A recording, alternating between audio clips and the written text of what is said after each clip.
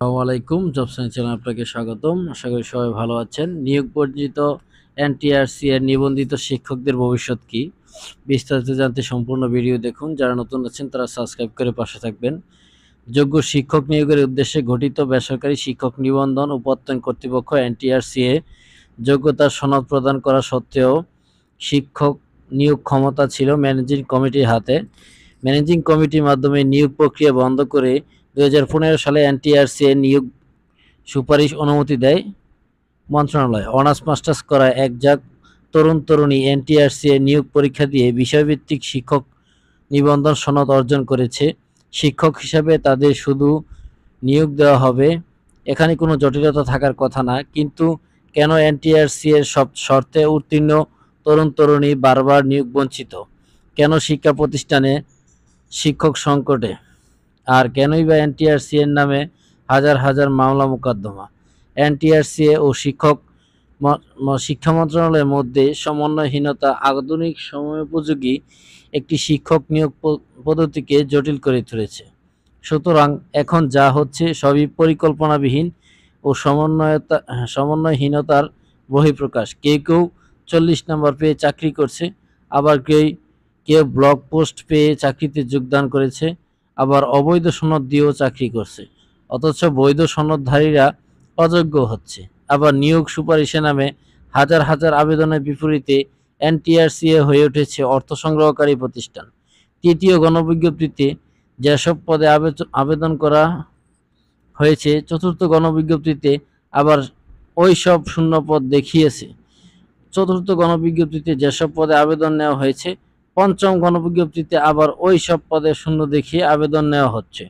MPO নীতিমালা 2018 অনুসারে নির্দিষ্ট বয়স 35 এর আগে যারা নিবন্ধন সনদ অর্জন করেছে তাদের নিয়োগের ক্ষেত্রে বয়সের বাধ্যবাধকতা কেন অবৈধ নয় তা আইন বিশ্লেষণকারীগণ সঠিক ব্যাখ্যা দিতে পারবেন। যদি আইনি বাধ্যবাধকতা থাকে জাতীয় স্বার্থে তা পুনর্বিবেচনা এখনই সময়। শুধুমাত্র 16তম এবং 17তম ব্যাচে উত্তীর্ণদের পঞ্চম গণবিজ্ঞপ্তি দিয়েছে এনটিআরসি। 16তম ব্যাচে উত্তীর্ণ 18,500-এর বেশিরভাগ ইতিমধ্যে চতুর্থ সার্কেলের সুপারিশপ্রাপ্ত। 17তম 23,500 নতুন উত্তীর্ণ। তাহলে পঞ্চম গণবিজ্ঞপ্তিতে নিবন্ধন নিয়োগ বঞ্চিত চাকরি প্রত্যাশী সর্বোচ্চ হবে 30,000, অথচ শূন্যপদ প্রায় 97,000। সিদ্ধান্তগত এবং সিস্টেমজনিত ত্রুটির কারণে পদ ফাঁকা থাকবে প্রায় 70,000। 12/6/2018 তারিখে আগে যারা 1 থেকে 12তম নিবন্ধন সনদ লাভ করেছে তাদের ক্ষেত্রে মহামান্য সুপ্রিম কোর্টের আপিল বিভাগ 39/2019 রায় বয়সসীমা শিথিলযোগ্য। তৃতীয় গণবিজ্ঞপ্তিতে বিষয়টি উল্লেখ করে এনটিআরসি আবেদন গ্রহণ করে। এনটিআরসি এর করা রিভিউ খারিজ হয়েছে। সুতরাং আইনত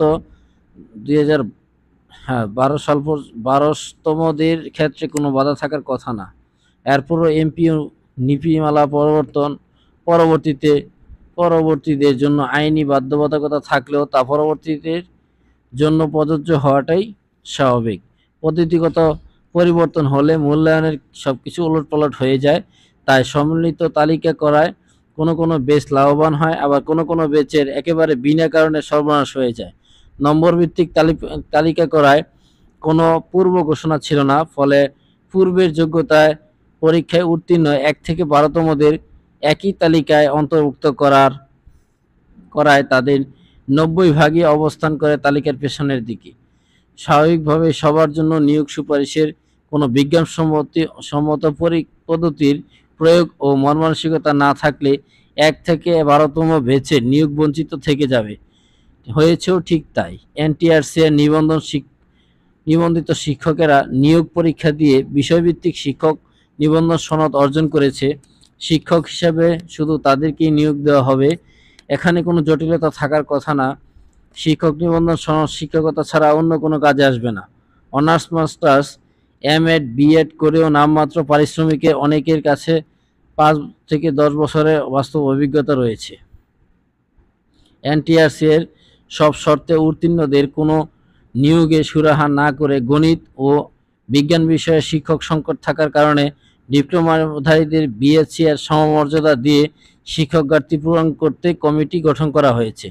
জ্যেষ্ঠতার ভিত্তিতে ব্যাচভিত্তিক নিয়োগ প্রদান করার সময়ের অপেক্ষা মাত্র, কেননা এনটিআরসির ওয়েবসাইটে নিবন্ধন সনদধারীর সংখ্যা 6 লক্ষাধিক, অথচ চতুর্থ গণবিজ্ঞপ্তিতে শিক্ষক ও কলেজ পৃথকভাবে আবেদন করে প্রায় 1,20,000। স্কুল কলেজ মিলে যেহেতু একজন ব্যক্তির একাধিক পদে চাকরি করার কোনো সুযোগ নেই, প্রকৃত পরীক্ষা প্রত্যাশীর সংখ্যা হিসেবে আবেদন পড়েছিল 81,000। বর্তমানে শূন্য পদ